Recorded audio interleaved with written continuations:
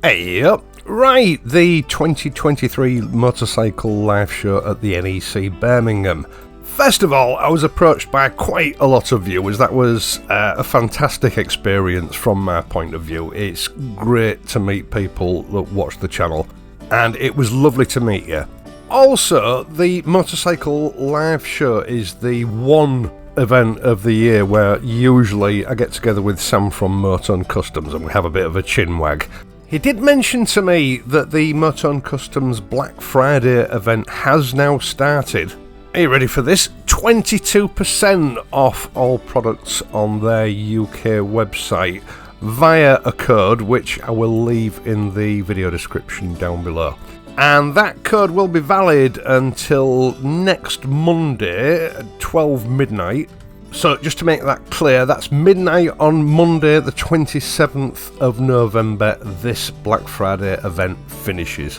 So you've got until then to fill your boots. So as the channel's grown, it's got a little bit more difficult to know how to sort of handle these events because not a great deal changes from year to year. You know, some manufacturers bring out the odd new model of motorcycle, but even though, you know, this is the first time they've been shown live in the UK, they've already been well covered by the media in Milan, and a lot of these bikes have also been extensively reviewed and tested sort of weeks ago, so I try to avoid going over old ground. Because if, you know, all these videos that are suddenly released about the NEC are boring me, then they must be boring some of you as well.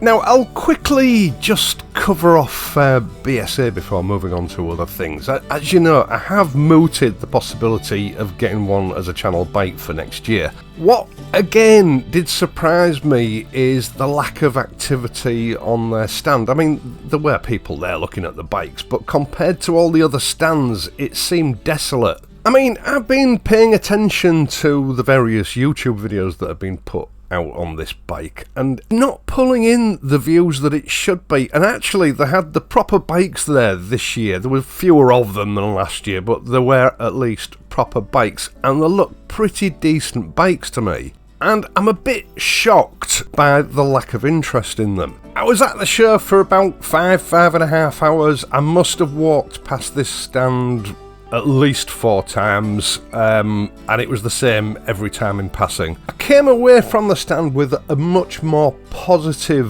view of the bikes themselves, but clearly the BSA team are doing something very wrong, because it's just not getting the traction it should be. Now, of course, the one big sort of showstopper that they were showing this year is the new black version of the Gold Star. I'm sure someone will make a 10 or 15 minute video on this bike, but it's just a Gold Star painted black. There's not a lot more you can say about it, really. Now, as I've said, there weren't an awful lot of visitors to the stand when I was present. The black version wasn't getting an awful lot of attention, and the reason for that, I think, is that the other colour variants are much more attractive to look at.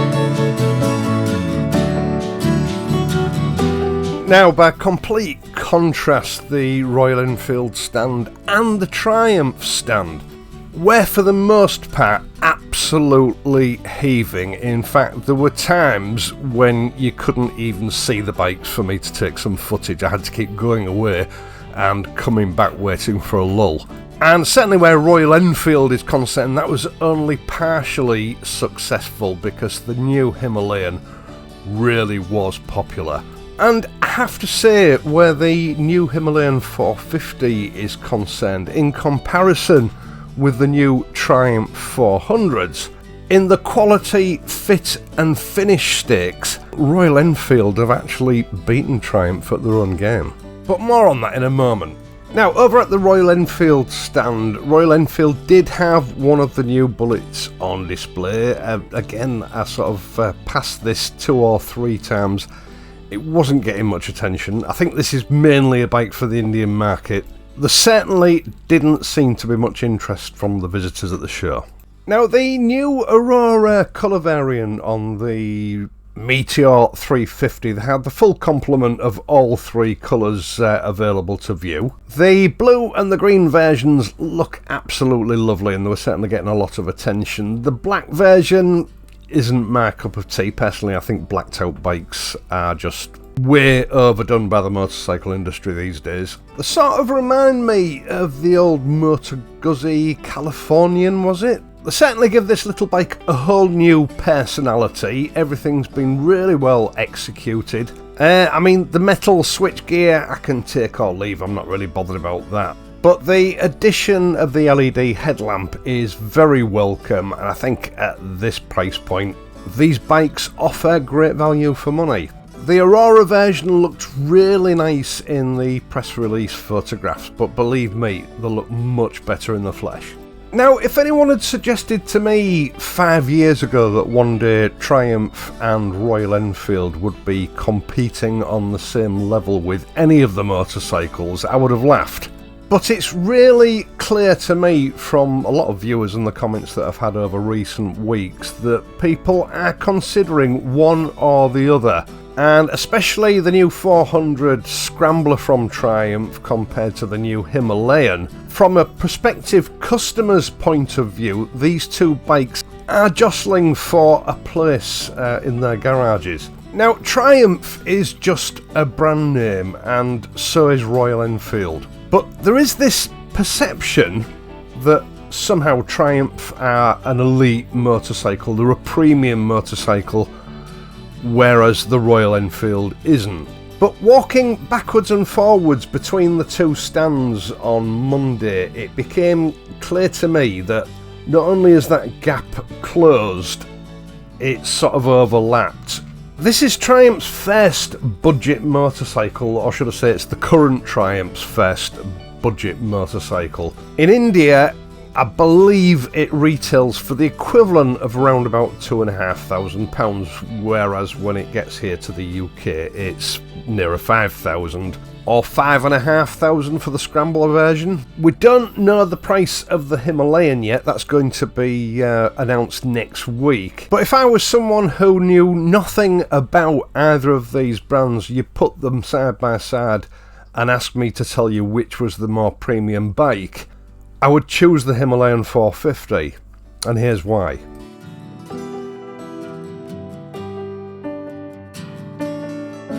Triumph for a long time have been the motorcycle market leaders in paintwork. They've always done it far better than everyone else. Now, I've commented several times over recent years that year on year Royal Enfield is improving the quality of its paint jobs.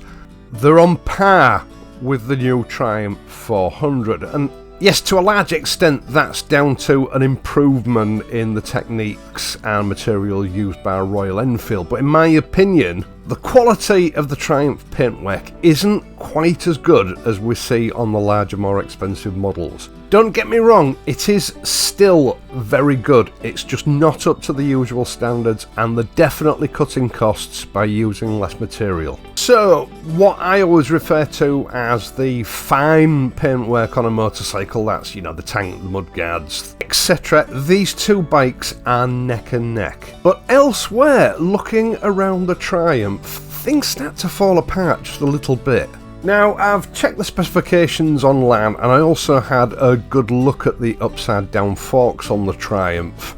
Don't get me wrong, they're good quality, but I was unable to ascertain the manufacturer. So I think it's safe to say that these are just a generic proprietary upside down fork that's been gold anodized to make it look like an Öhlins setup, but obviously at this price point it ain't no Öhlins.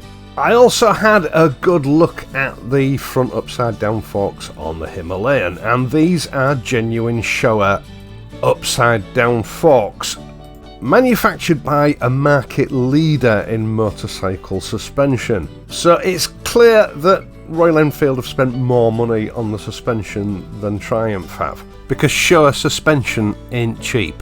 The first impressions of the Triumph are really good. It looks like a really nice little bike. It's only when you start studying the details that things start to look a little bit off, because the devil is in the detail, like that weird split in the casing on what I presume is the clutch cover of the engine. The fact that the front brake lever and the clutch lever don't match. I mean, historically, this has been a common theme on Triumph motorcycles, but this is the worst I've seen. They sort of look like they've both been stolen from two different bikes and just plonked on the Triumph. The front brake reservoir looks very familiar because it's the one that was used by Royal Enfield on their outgoing models, now replaced by a higher quality premium oval item, as though they're now utilising Royal Enfield's cast-offs. And then there's the bar end mirrors. Now these look like those really high quality premium mirrors that you may have seen on the Bobber or the Thruxton. But on closer examination, they're nothing like the same quality. They're like a copy, a cheap copy. And everywhere you look on the Triumph, it's the same story. Castings look nice from the front, but when you feel round the back, they're a bit rough and raggy. This little Triumph is completely devoid of the crisp, polished finish that we're used to seeing from Triumph.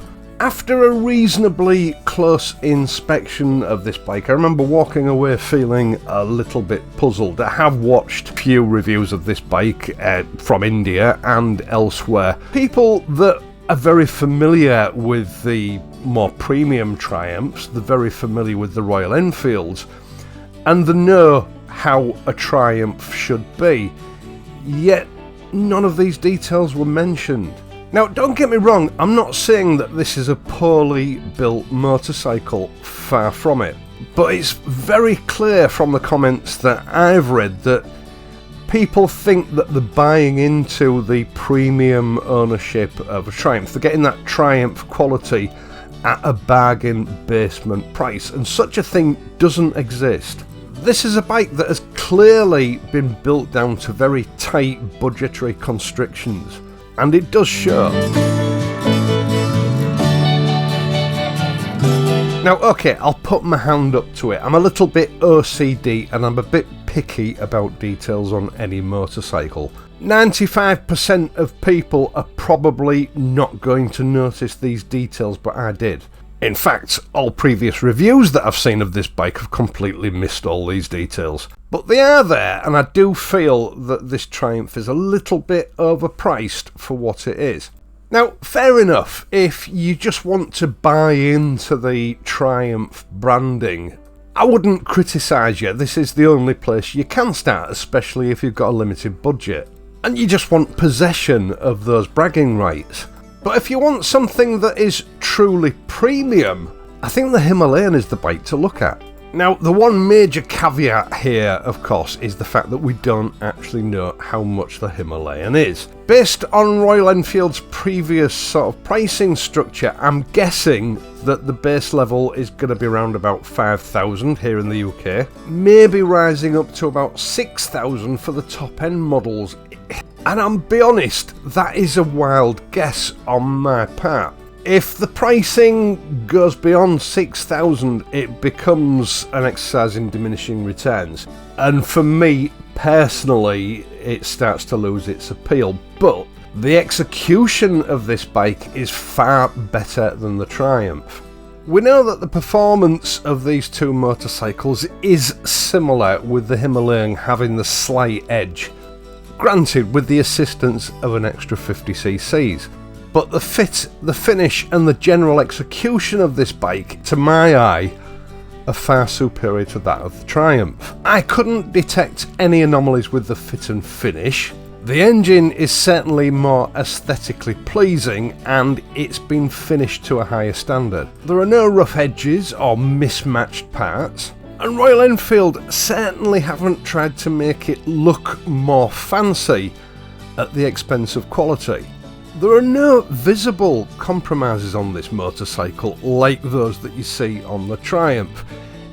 Overall, the impression is of something which is much more premium. It's better thought out, there's been much more attention to detail. I just wish I knew how much it's going to cost. Right, once again, thank you so much for taking the time to watch this and my other videos, and in doing so helping to support this channel. I really do appreciate it. I'd also appreciate it if you would leave a like and consider subscribing to this channel if you're not already a subscriber. It stimulates the algorithm and helps this channel to grow. Now, if you want to assist in other ways, you can always sign up to my Patreon page, or you can just click on the super thanks button down below.